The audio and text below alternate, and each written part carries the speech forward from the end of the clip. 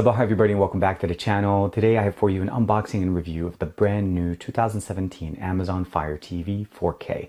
Just got the box in the mail and I want to share with you guys what's new, how does it look like, obviously the form factor that changed from last year. But not only that, it's supposed to be really good and a very, very small footprint. This is TK. Let's check it out.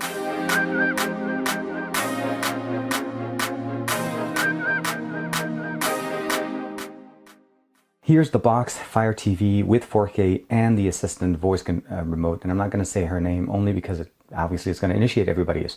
It is made by Amazon, of course, 4K Ultra HD with HDR. So it's going to get a much better implementation of really good colors on this, especially if your TV supports it.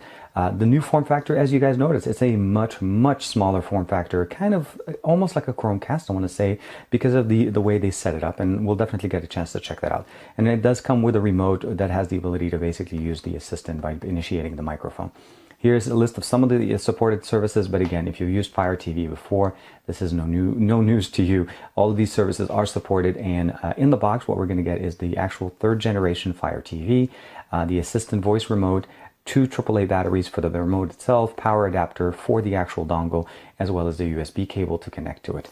And then what's needed, obviously, it's a high-speed internet access for 4K content, an HDTV with an HDMI input, an Ultra HD TV with 4K content. Obviously, we have the assistant here. We have a 4K Ultra HD HDR for high dynamic range. I'm not sure why they're spelling it. We do have Dolby Audio quad-core processor on the, in here, and then, of course, 802.11 AC Wi-Fi. And the box has a little tab right there. By undoing it here, we can open it up. Here we are. So the box itself is very laid out lengthwise. Here is the new, here it is, wow. It is the new, here it is, wow. I'm kind of surprised on how small they made it, really, because I'm used to the Fire TV and I've had ones in the past where they were just basically big boxes and they're able to fit everything they need on a small form factor. So let's go ahead and take out the plastic. And of course the secondary plastic, because you got to have more plastic on plastic. And here it is, the Amazon Fire TV 4K. Now this is the third generation, as we mentioned, and you notice that the dongle itself is actually connected via a kind of a rubberized HDMI cable that's connected right here. And it's pretty much set. Let me see, is it magnetized? No, they didn't copy that part. But again, it's very nice. It does have a little bit of weight, so I'm a little bit concerned on this, even though Amazon says this is going to be fine. And of course, on the bottom, we have the micro USB connector for the power, which is going to be using the other cable that came with it. Next thing here, we just have some information, Fire TV, some commands you could use with the assistant that they have. And of course, installing the batteries on the remote and all the good stuff that we really didn't need to do. Next thing we have is, here's the USB cable. Looks pretty decent. I think it's about, yeah, I would say about maybe 3 feet. So not bad. Nice length on the cable itself. Should be good for us to be able to hook this up. That's basically a mess now. And of course, here is the brand new remote. And here are the batteries. They didn't actually, they were sitting in a small pocket back there. So very simple. 1, 2, and it's set. Just align it, put it in. And if you're familiar with the Fire TV remote, this should not be any new thing to you guys. So we have the play back and skip forward, skip backwards, back, home, and menu option. Of course, directional with a single click in the middle, and then initiating the microphone. So pressing and holding this will enable the microphone for us to be able to do any questions or requests for the assistant or looking for shows. Very simple. Let's go ahead and hook it up to the TV and see what we have. I went ahead and connected the Fire TV directly to my 4K monitor or TV here. This is a Samsung 40-inch TV. The simple instruction is, it's already configured to your account. You just need to log into it by just giving it access to the Wi-Fi. It did download an actual, just one quick update and installed it. And then when I went through the installation, it asked me if I wanted to install additional apps. And when that's what the DirecTV app is, YouTube app, Hulu app, I installed those.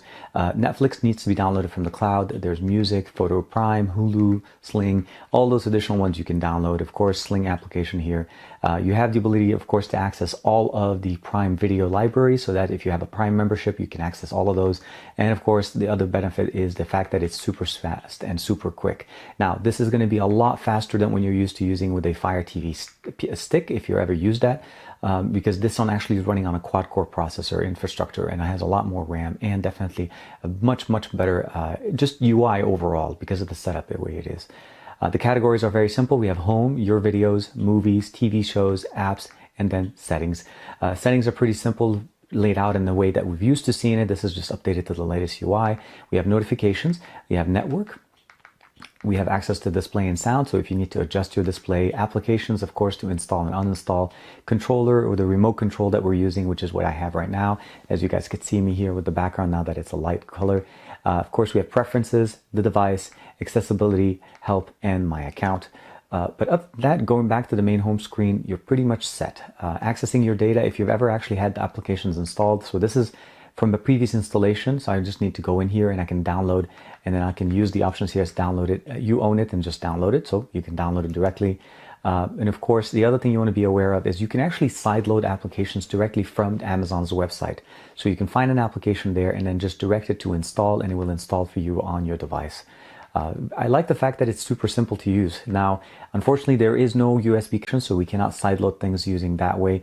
But there are methods on the market. So if you go in and download, let's say, ES File Explorer, you're able to wirelessly transfer data over using ES File Explorer and using download links using the browser that's built in to sideload applications. Let me know if this is something that you guys are interested in, and I can definitely check that out for you guys. Seems like they've loaded the YouTube TV application here. So this is the official YouTube app, so you're able to basically just use it. Very simple, very easy to use. The new form factor definitely makes it a little bit easier to mount behind a TV and not have to worry about running two cables in. You just have to run the USB cable, and if you have a power source in there, you're pretty much set. Not that much, the wires are very easily manageable. And I think the form factor and the fact they borrowed some stuff from the Chromecast implementation, I think it's definitely very nice. And this is a happy medium between a Fire Stick and a Fire TV, because the Fire Stick isn't powerful enough, but the Fire TV has a lot of power in it. And of course, now we have 4K HDR, Dolby Audio, and a lot of good things in it. So let me know what you guys think in the comments below. This is a very small, very nice, implementation of the Fire TV. And hopefully we're able to still keep and shrink them down as time goes on. And this becomes a more viable option for travel, as it's much easier to take with you.